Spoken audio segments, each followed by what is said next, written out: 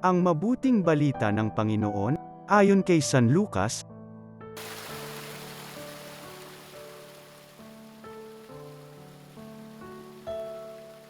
Noong panahong iyon, samantalang dumarag sa ang libu-libong tao, anupat nagkakatapakan sila, nagsalita muna si Jesus sa kanyang mga alagad.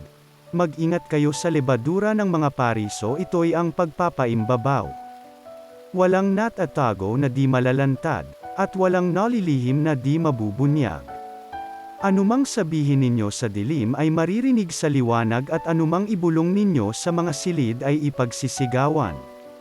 Sinabi ko sa inyo, mga kaibigan, huwag ninyong katakutan ang mga pumapatay ng katawan, at pagkatapos ay wala nang magagawa pa.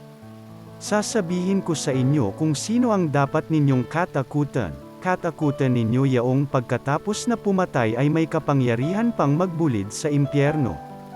Sinasabi ko sa inyo, ang Diyos ang dapat ninyong katakutan. Hindi ba ipinagbibili sa halagang 2 pera lamang ang 5 maya?